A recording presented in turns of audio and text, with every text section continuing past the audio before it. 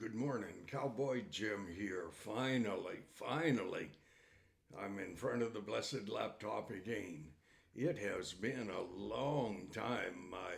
My laptop kind of malfunctioned a little tiny bit, and because I'm totally techno illiterate, I off to Staples to get them to fix it, and they did, and that's kind of nice. And just after my last video, um, I headed south, spent some time with my grandsons, and only two of them, and two of them I couldn't quite track down, but nonetheless, um, when you're 18, 19, so on, life is a little busy. And but anyways, did did go to the Red Deer Gun Show, and a person should not be allowed to go to gun shows. Freud would have had a lot of fun just interviewing people as they were coming in, as opposed to when they were going out, and uh, and I'm sure it would definitely have been entertaining. And anyways, Red Deer Gun Show. Boy, I'm telling you, that certainly is the place to go if you are looking for a little very nominal entertainment, but nonetheless entertainment. And wandered around there, and there there were literally thousands and thousands of new and used guns, and as I said, Freud would have had a lot of fun. Gee, and but anyways, it was a distinct honor. I was with two of my grandsons and my oldest boy, and and I don't give out family names very much. I mean, if you had a grandpa like me, would you like people to know that you were related? Hey, probably not. But anyways, and and thoroughly enjoyed myself, and picked up a Mark V Weatherby 300 Magnum. Oh my, jeez. I'm somewhat, shall we say, gravitationally challenged. I'm only 5'6.5" on a good day, and so I've always bought very tall horses, and I have an extraordinary appreciation for tall horses and long-legged women, and the horses worked out not too bad, but the women never did. It just didn't work out. Oh, but it was fun trying to find out if it was going to. We're going to. Oh my. Anyways, wandered around that place, and stopped in on the way back around north. Stopped in to pick up a little dollar at my lawyer's. Thank God I have another one coming the end of the month. Oh, gee whiz. Gee. 20 years working my buns off on the ranch. You'd surely want to have more than the first check, anyways. Oh, geez. And, but there's something to be said, um, just to have a place to fit in. And not everything you touch turns to gold. Not everything you touch turns to some other stuff either. So you balance it out a little, and prayerfully, hopefully, and that that things do turn out a little tiny bit. And so I got my banking done, and I started to pay my debts off, and boy, I'll tell you, when this whole thing is done, I may not have much left. I should have a chunk, but it's sure not going to be like it was. Our ranch appraised for $2 million 8 years ago, and oh boy, sometimes it seems that you sell at the most inopportune time. It really wasn't a choice time to sell, and but anyways, gone, and uh, and them's the breaks. I mean, we look around and contemplate life, and you know, money's pretty important if you don't have any, but if you have enough and everything else is in the toilet, the importance of money is it's not there. I mean, food and shelter and Tim Hortons and things like that become precedent, more important. And to sit and hang out with my grandson, who is the country music singer, and I spent the Friday night and sat in, and oh, he just played and sang his heart out, and what a joy, what a joy to watch my grandbaby. He's 23 years old now, and but oh dear Lord God in heaven, my Father, He gave that boy a gift, and the boy can sing, and I can sing, but it was not a gift. Thus, I don't sing much. Yeah, not much, not at all. Actually, hardly. Here by myself. That's all. And anyways, um,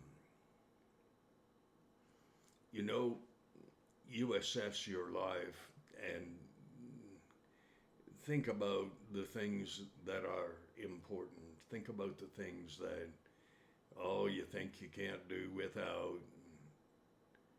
Oh, I'll just die if I don't. Whatever. Well, if you're that miserable that your circumstance is going to dictate how you look at life, well, then you probably should die. But it's recommended not, because every time that a marriage went in the toilet, and I've had 3 of them already, and they just flushed. Gee whiz. But every single time when I have been down for the count, when everyone around me actually thought that old rancher, he can't possibly recover. And I've had some physical issues, falling off horses and scaffold falling over back in '85, and did a handstand, got my face off the ground from about 13 feet in the air, and but exploded my left elbow. Oh dear Lord, oh, horrifying. But every time I was down and out, every time I was not even sure where the next dollar was coming from, or would there be a next dollar, would there be another day. I actually always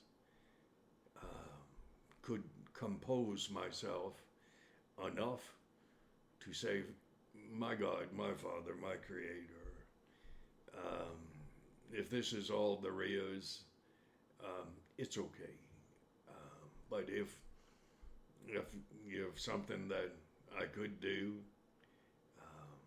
new situation, a new opportunity to live, I jump at it. I always have. And every single time, this sounds so crazy, every single time when, you know, if I ran a horse race, you would not bet on me.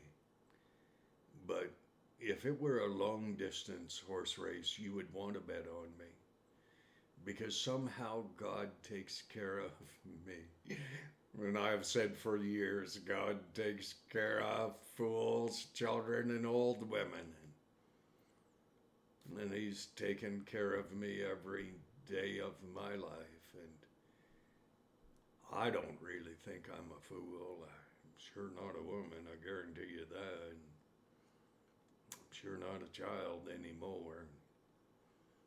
But I do know that in my depths of despair, in my deepest hurts, my greatest pain, um,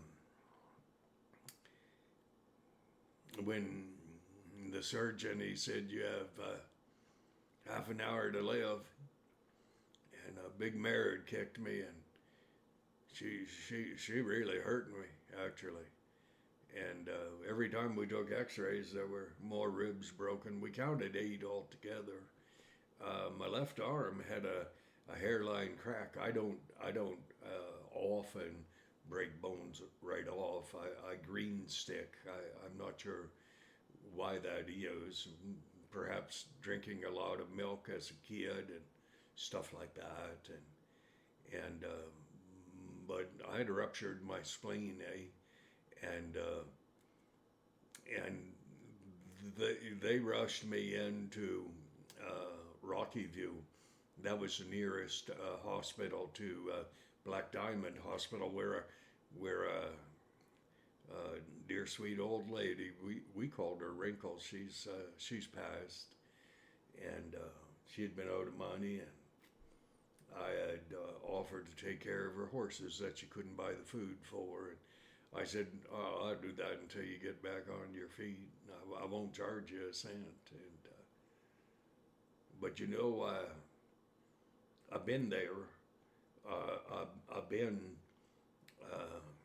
where times were tough, and I know that when you think you have nowhere to turn, when you think that you are all alone, well, I'm pretty alone, except I have a world of friends whom I have talked with over the years and shared my heart. That's what I do. I don't know how. I don't know how to behave correctly. Okay. Oh gee. There was one lady, beautiful. Oh gee, she was flat out shockingly beautiful. She said, I don't understand how you talk to me the way you do. Well, get in line, woman, because I don't understand half the things that I do and why and all that stuff. So I've had a lot of fun this past year doing videos and studying abuse and politics and all that sort of junk and boy, I'll tell you, I have learned to disrespect politicians, but but when you think you have nowhere to turn, and you think your last breath is coming, that day that big mare kicked me, uh, they gave me 5 blood transfusions in a row, and they said you have half an hour, and then they put the dye in my bloodstream, and they said no, no, you might have 15 minutes, and they got busy, and they saved my life under God's auspices, let's say, under God's direction, and so I'm here, still irritating people, still alone, but as I say, oh, the next day they gave me the 6th blood transfusion, and the doctor said, Jim, he said, you know, when a person has a heart transplant, They usually get 5 blood transfusions. He said, you had 6. And it had nothing to do with my heart. It had to do with how I live. Because I live as though this were the last day of my life. Well, because it could be. And you don't know, and I don't know. God does not inform me of all the things that He has planned for me, which in some ways is very good. But if I knew that at 5 o'clock, 5:02 today, um, that I were going to breathe my last breath, I probably wouldn't change anything about the rest of the day.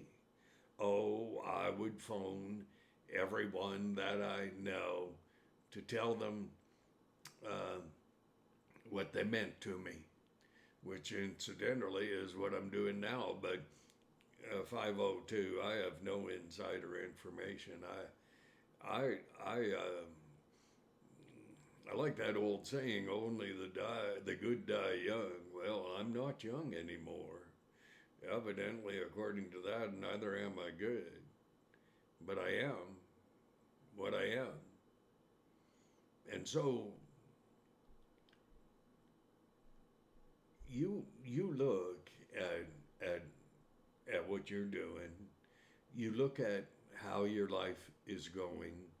I'm reminded of a green sleeping bag on a street in Calgary, and people were walking over. There's about 2 inches of snow, and that green sleeping bag was just crossways of the street, and I couldn't walk past, and I said to that green sleeping bag, I said, there was someone in it.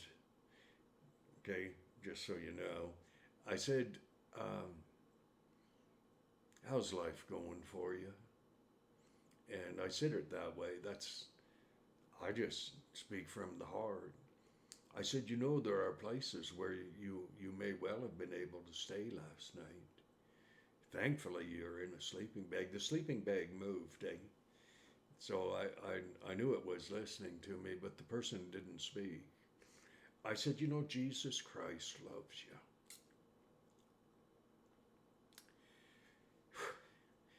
And I said, is it time for you to make a change? How are things working out for you? Well, I asked the same thing of you. How are things working out for you? Is it time to make a change? Would you know how to make it? Would you know what a change was? Yeah, I think you would. So, if it's time for you to make a change, do it decently. Do it with respect and honor. Do the right thing.